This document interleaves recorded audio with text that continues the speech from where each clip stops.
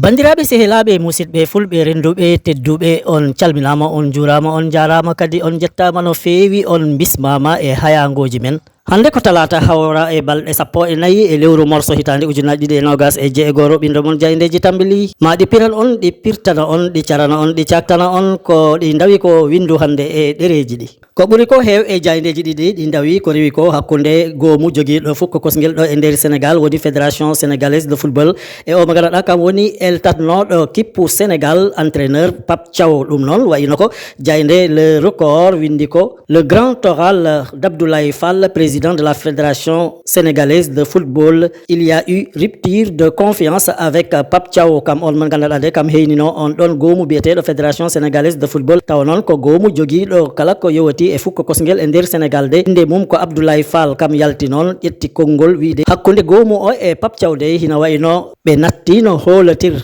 e si noon ɓe nattino horsodir ha taki on mo ganduɗa kam woni Abdoulaye Fall de keyniɗo fédération sénégalaise de football tigui hen ko Pape Thiaw et mon petit frère mais il a changé kam noon wi o mo ganduɗa kam woni eltatnoɗo kippu Sénégal taw noon inde mum ko Pape Thiaw de ko miñum e si noon wahlinoma e ni no liggoratno Abdoulaye Fall ɓesdi hen e nder Diaynde record il y a eu des interférences entre lui et nous. Hino wayno tigui kam Abdoulaye Fall wi ko hakkude mumen e Pape Thiaw de wot ko heewi ko rewno hen ha joni Diaynde ɓesdi hen kam Abdoulaye Fall wi ko des joueurs avaient de l'emprise sur Thiaw. Hino wayno noon wot e gandanɗa e mumen ɓe jillaɓe kippu Sénégal de kamen mbiyatno Pape Thiaw ko foti ko wat e wiide Diaynde le record. Diaynde solo quotidien tigui hen ko entre aveux et désaveux Abdoulaye Fall plonge la fédération sénégalaise de football dans une crise de crédibilité. Hino wayno de e layde e laytude e si noon tekde ko boni e ko moƴƴani e nguru neɗɗo de hina wayno o mo ganduɗa kam woni Abdoulaye Fall keyniɗo goomu fukko kosguel e nder Sénégal woni fédération sénégalaise de football de natni on ɗon goomu e caɗele mawɗe ɗe ganduɗa de hay goto natti hoolo hay goto e wiide Diaynde solo quotidien e ɗerewol mum adunol. Diaynde tribune sport kam windi ko dérive et série de scandale au mondial tous coupables. Hina wayno de caɗele e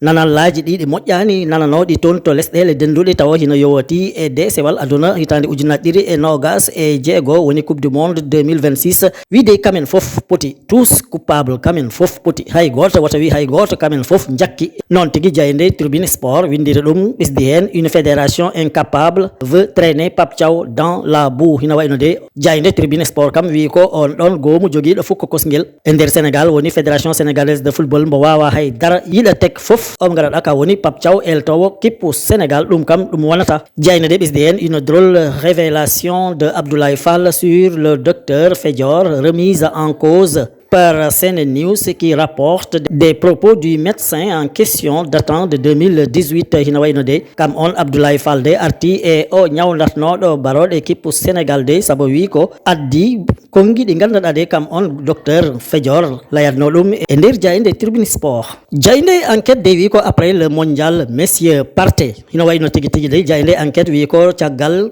desewal aduna hitande ujunaje ɗiɗi e nogas e jeego woni coupe du monde 2026 wiide ko he onon foof gimmeɗo tukkeɗo saabu noon hina wayno koɓe liggi ko toon kamen foof jakki e wiide Diaynde enquête. Diaynde ɓesdi hen le président de la fédération sénégalaise de football revient sur les tensions avec Pape Thiaw, les négociations contractuelles et des dysfonctionnements qui ont marqué la compétition. Hina wayno omo ganduɗa ka woni keyniɗo goomu fukko kosguel e nder Sénégal de arti e ko aldi ɗum e Pape Thiaw e si noon kala ko ganduɗa de hino yowatino e koppareje potnoɗe rew e hakkude mumen. Diaynde enquête tigui hen l'échec des Lions relance le débat sur la gouvernance de la fédération de plus en plus contestée jusque dans ses propres rangs. Hina wayno noon Diaynde nde wi ko taki ko baroɗe équipe Sénégal perguitide hina hen jilla e ɓe ganduɗa kamen keyni hande o goomu joguiɗo fukko kosguel e nder Sénégal kamen dal kala ko yakki heɓe hen jilla heɓe ɗum tawa e wiide Diaynde enquête. Diaynde le parlement arti e caɗele dewɗe hakkude joom Diomaye e landa Pastef ha taki jayde windi ko Diomaye Faye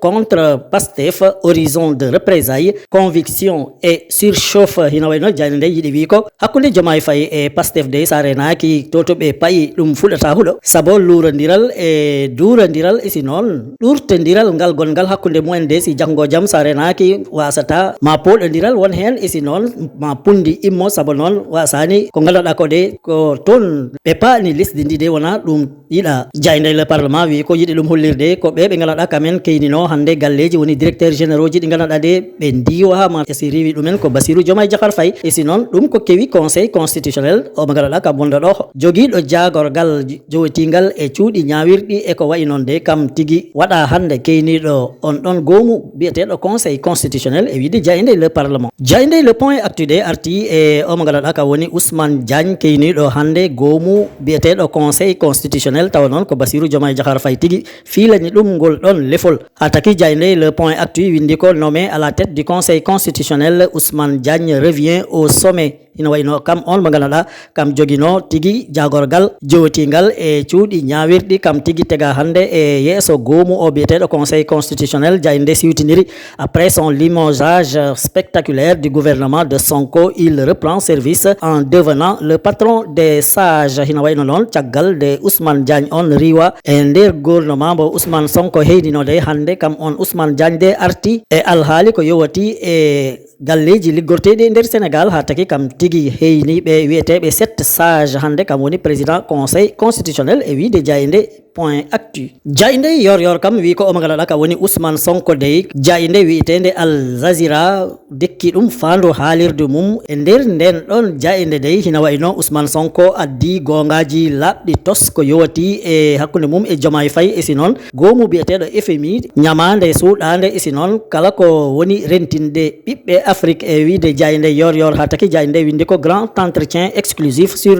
Al Jazeera, la doctrine de Sonko, vérité crue sur Diomaye, le FMI, la dette cachée, le panafricanisme e wiide jayde yor jayde le soleil windi ko économie bleue et transport maritime, le Sénégal à la conquête de la mer hina wayno de oɗo jamano mo tolniɗen de lesdi Sénégal de hande yiɗi hutor kala ko woni e nder maayo e si noon kala ko maayo ngo wawi weeru e nder Sénégal ɗum noon ha tengti e jahagol e gartugol tawa hino yowati e nder maayo e si noon kala ko wawi dañe e nder maayo de ɗum hutore no hannirta ni ɗum noon jayde le soleil wi ko omo ngalaɗa ka woni hoorejo lesdi Sénégal de kam tigui werri gonɗon miijo esi kam werri nden ɗon yamirore e wiide jayde le soleil gasnirten ko jayde la libération saabu arti e o bone mo ganduɗa de kambo kewno toon to Kanel ngel ɗon cukalel deyel ngel ganduɗa ngel dañno duuɓi ɗiɗi hina wayno ngel ɓurano doole ɓe lelode hengel e si noon ɓe mbari ngel wargo musgo ha taki jayde la libération wi ko ɓe ganduɗa kamen jorɓa hondu